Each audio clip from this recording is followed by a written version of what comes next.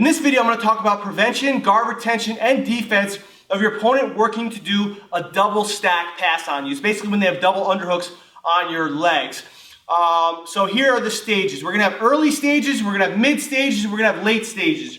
So early stages here is, he got here whatever way, he starts coming. As soon as I get here, I need to drop my feet down. That is early stages right here. This is my trigger. So let's say we're here, right? We go back. I'm inside his closed guard. I'm sorry, he's inside my closed guard. He opens up the guard, and then he starts swimming his arms. That is my trigger. His trigger is him doing this. I need to be visual. You have to use your visual awareness and kinesthetic awareness. Kinesthetic awareness is basically feeling, you know? It's movement and feeling and those particular areas. So I need to use them both. I see his hands doing this. This is my trigger. I talk about it in a leg drag video. Triggers are like alarms. So when he starts doing this, this is the double under alarm. It's like double under, double under, double under, double under. That's alarm is going off in my brain, and it's up to me to react in time, so in that way I can get myself to safety, all right? So we're here like this. He starts going under, boom. I put pressure down at his elbows, right by the elbows. Look how my knees are out too, because when he goes to lift me, now I'm heavier. Unfortunately, a lot of people don't have this reaction time. Me, honestly, sometimes I miss it as well. You know, timing is everything. You can know tons of things, but if your timing isn't good, then you're not going to get it right. So when I'm here like this, some things that I could do is I could come up here, I could push his head away and just get out. And now I'm not dealing with it anymore. I come back in, start playing my open guards, or try to get him back in the closed guard and then work from there. Or we're here like this, early prevention, boom. Feet come down, I can put my feet on his hips, extend him out, come up. I like to go for guillotines, or I can curl my legs out and get him in like the front turtle, possibly work to the side from there. I like to get some sort of head control. Even if I didn't go for a guillotine, here is early prevention still. I drop, I extend my feet on his hips, I come up, I'll push his head all the way down to the mat, and then I'll come up. So head control, we talk about concepts, head control concepts in the invisible grappling section as well. So that's another early prevention as well. Also, he comes under, boom, I come here like this, curl my feet, do egg beaters. That's early prevention, guard retention, all right? So that's our guard retention movements. That's early prevention, stopping him from stacking you up. Let's say I wasn't fast enough. Now he starts lifting me. Look at my hands.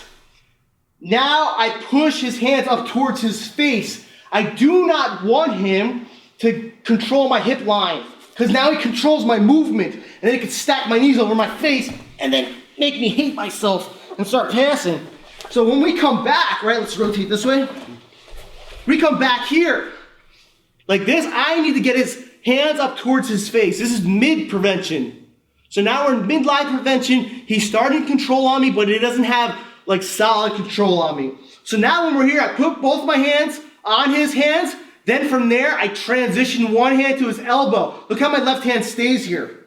One hand to his elbow, I push, I get a knee out. Now I can get a foot on his body, and I can literally kick him away. Don't underestimate the power of scooting. Once we're here like this, one, look how my legs are straight. Hold me tighter. Here, look how my legs are straight. Elbow, push, hands down, scoot. This scooting, this pop and scoot, once again, another concept on the invisible grappling, or it's also a solo drill on the website, pop and scoot. That is super helpful when it comes to getting to a safer situation and a safer position for you. You're going to use the pop and scoot a lot when it comes to guard retention and dealing with the person's control on you. So we're here like this. In our midline prevention, I couldn't do early prevention. Now I come here. Look how my legs are straight. The reason my legs are straight is because now I have a clear line to kind of start already popping my knees out. If my knees are bent, I'm blocking myself. Here, so by having my legs bent, I'm literally blocking myself from getting out. Watch what happens when I straighten my leg.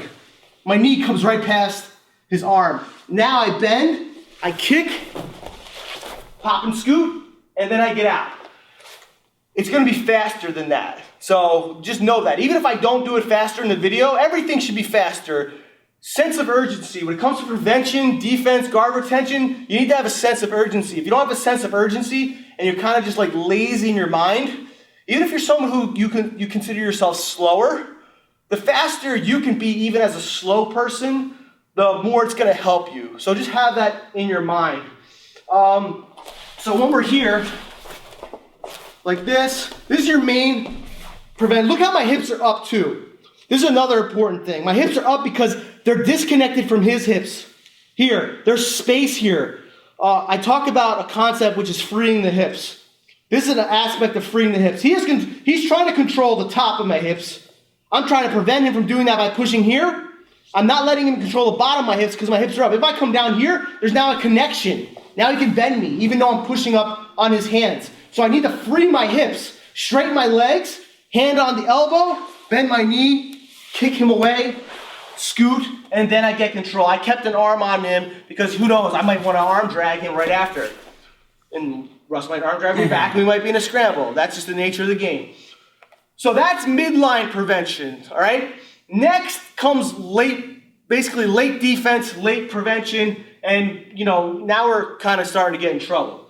This is where we're here like this. He came under, boom, I lost my trigger. Go back, actually go back. So I lost my trigger. Because a lot of times the person's gonna start here. So this happens a lot. So we're talking late prevention. He has your hips in tight. He has your hips on his hips. And then he's starting to stacking and put some pressure on you. Usually it's like a grinding movement. Look what I'm doing with my right hand. So let's rotate a little bit. We're using limb assistance. There's a video on the Grappler's Guide, or there will be a video on the Grappler's Guide about this, but you want to use the assistance of your limbs to help your other limbs at times. So as he's starting to go here, I'm like this, look at my right hand. I put it on my leg. Because if I don't put it on my leg, when you put pressure down with your left shoulder, here, I'm having trouble. When I don't, I can't here. When I use the assistance of my hand, now I can start stopping him. Then from here, my leg goes over to the other side. Some people may not think this is a good idea, but this is gonna help me. My left hand switches to his elbow, drop my legs down, and then I push his elbow away, get on my elbow, stay on me, get on my elbow, and then I get on my hand and I start scooting back. So then that way I can work to escape. Sometimes it happens like super slow. So sometimes what happens is, we're like this, person gets me, starts sucking me in, and starts picking a side to go to, and like I go here, I put my hand here, I use assistance on my leg, keep holding me here, and then they kind of feel like stuck. So when they start feeling stuck here, sometimes I don't even need to do a full stiff arm. What I do is I come here, I bend, and now I get my leg through like this. Now once I get my leg through, now I can push my foot on his neck and then get out. Then I do my pop and scoot. So there will be times where he does have control of my hips, and they start coming in. This actually happens to me a lot, especially like I'm a smaller guy, so people think they can just stack past me and then get through my guard. This happens to me where we kind of hit this limbo area. We're just kind of like stuck here. I'm using my hand and my limb assistance. So we get here, I come here, 1, 2, and we kind of just get stuck. So once we get stuck, I'll either grab with this hand or I'll do a quick switch here. Safety net is I'm grabbing with this hand, so put more pressure. Here I come here, I pull, get my knee through. Then from there, I can take my foot out, keep this pressure, take my foot out and push on his neck with my legs, and then I get my pop and scoot. Once I get this space, then there's a high chance for me to start recovering. But if I can't do all that stuff, then we're gonna go back to the stiff arm. I wanted to mention that because you don't always have to stiff arm. Sometimes you do end up in kind of like a pause. Then you can push, and then you can drop your knee down. But I'm using limb assistance, and I'm also stopping his hip as well. So let's say we're here, I can't pause the situation. He starts double stacking me. I go here, like this, I use limb assistance with my right hand, then my left hand goes to his elbow, and now I drop my legs off of his head, and I move fast. Just like that. The reason why I drop my legs really fast is because it's almost like a quick like shock to the person. They're not expecting me to just flop down. And it also gives me the ability to make myself loose very quickly. I go from tight to loose, and then I'm out. So we're here like this. Come through. He comes, limb assistance, whichever leg, I don't care. Whichever leg is helping you, leg goes on the other side. He's put more pressure. Boom, drop the legs. He had good pressure on me, and he just fell over to the side, and it gave me the ability to start working out. So we're here, quick review.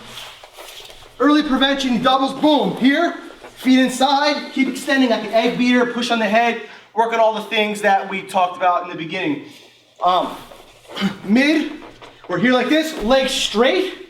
Here, push on the hands, then from there, push on the elbow, drop the knee through, and then we start going from there. Later is number one, let's say we're late. Here, we get stuck for a second. He starts going to pass. I let him usually pick the side. Then from here, I pull his elbow, pull my knee out, curl my foot through here, and then I start coming out. I could also possibly start going for attacks on him as well. And then another late situation is we're here like this, same thing. He starts going to pass. I come through here, flop, push, get on my hand, and then I get out. So those are our stages. That's our defense, our retention, and our prevention. And then your goal after that is to make sure none of this, you don't have to do any of this anymore. If you keep doing this, then there's a problem with your actual guard. So guard control prevents guard retention. Guard retention prevents having to escape. And I'll probably talk about that in another video too. So if you have any questions or comments, post below. I'll do the best I can to help you out. Peace.